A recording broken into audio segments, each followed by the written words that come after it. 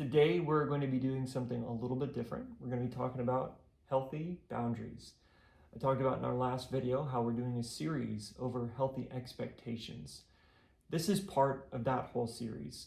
Jesus and many other authors in the Bible describe people as houses, that God is trying to show us what righteousness is.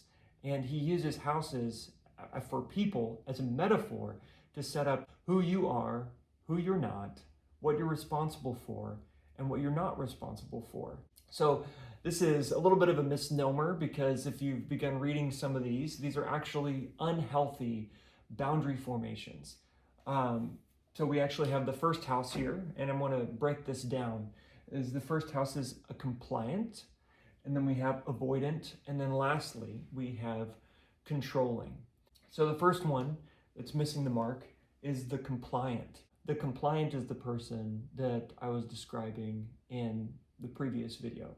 The person that feels like they have to submit to everybody else's expectations. God wants you to have ownership over this house. He wants you to have ownership over this house, all of the resources that he's given here, and to let him define how you should use the resources here, and also that you have with your physical hands, like what I'm going to do with this whiteboard and these markers, that God has helped me as a mature individual know the difference between what is good and what is bad. Moral maturity in the Bible is knowing the difference between good and bad for yourself, and not constantly having to be controlled and dictated by an outside voice. The first unhealthy boundary formation is that, for a lot of different reasons, maybe it's a lack of trust in self. Maybe it's someone who, maybe you were raised in a controlling household. Whatever it is, the compliant is a person who doesn't trust themselves to be able to determine the difference between right and wrong for themselves, or has not been taught how to be able to do that or properly discern the Bible and God's wisdom for themselves. And so what they do is that they outsource constantly and become codependent on those around them, and are constantly doing what everybody else says for them to do instead of learning to think for themselves. And so the red represents the person who should rightfully be in that house, the person who should rightfully be deciding what to do with the resources of self. And the person in the blue represents an outside source, an outside person's opinions being the one who dictates what they do and not do. The next one is the avoidant. So the avoidant, you'll notice that the door is closed here.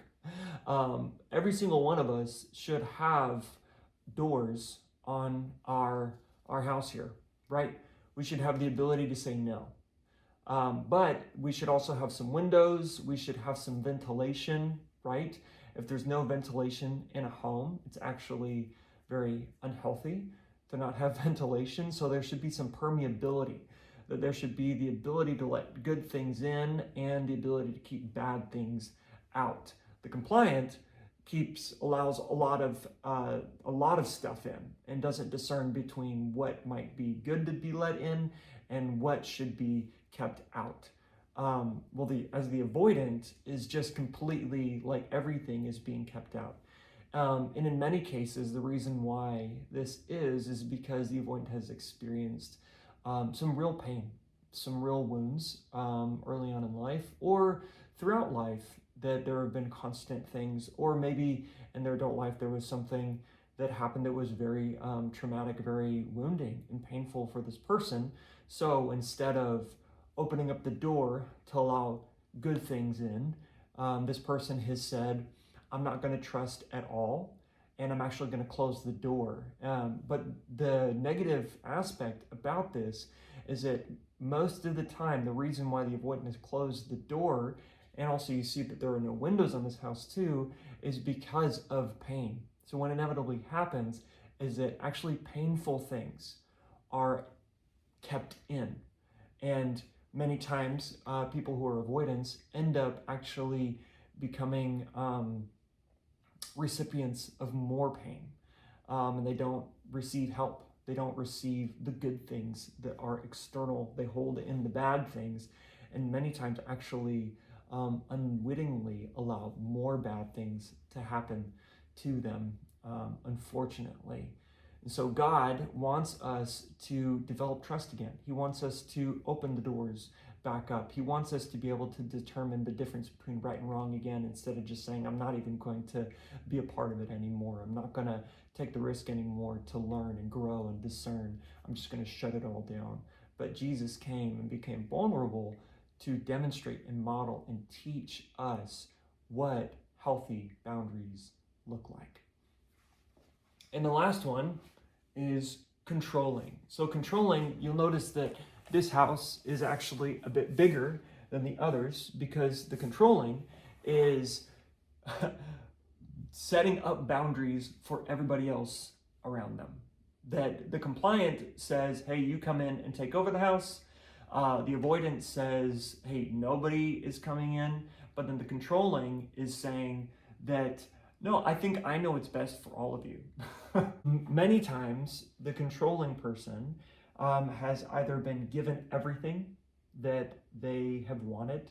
Maybe they did not develop empathy. They did not develop that muscle that realizes that, my needs are not the only ones that matter, that there are other people around me that have needs, and that I should consider others before myself, like Philippians chapter 2. Our needs are valid, and we shouldn't just let people continuously, take control of us.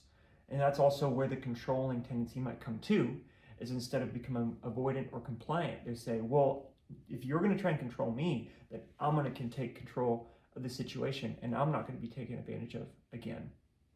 And so they broaden their boundaries so wide that they encompass everybody else's. And also something to have, I think the controlling type expectation and perspective can be one that many people have the least compassion for. But I think it's also important to remember that people who are controlling also many times did not get the needs that they had, the valid needs that they desired at a young age, met. Either they were given everything that they desired and developed this expectation, that I'm the center of the universe and I should get whatever I want, or they legitimately didn't get their needs met. And so they were constantly in this craving state that I need my needs met. And so the only way to do that is to control my surroundings. So these are the three unhealthy forms of boundaries. And also, with every single one of these unhealthy things, you know what goes unchecked? Personal inventory. Because the compliant has an outsourcing problem where we have other people determining what is good and bad for them. And then that means that they're not taking inventory of the other rooms in the house. They're not taking inventory of their thoughts, of their emotions, of their perspectives, and they're not bringing those before God. Many times we'll just hang out in the living room, so to speak, the stuff that everybody can see, surface level type stuff, but we won't go to the deeper level of combing through the rooms, cleaning things up, what I would call emotional awareness, and learning to dwell instead of disconnect. Avoidants have a similar problem, is that maybe they'll actually more ruminate. They'll ruminate on the past, and they'll ruminate on emotions, and they'll stay in that valley, the dark valley of the soul, and just be thinking about the things that happened to them that were bad. And they do not take the next step and learning to allow God's story then to begin informing their past, and to actually truly begin to connect with what happened to them, to process through it so that they can begin overcoming it.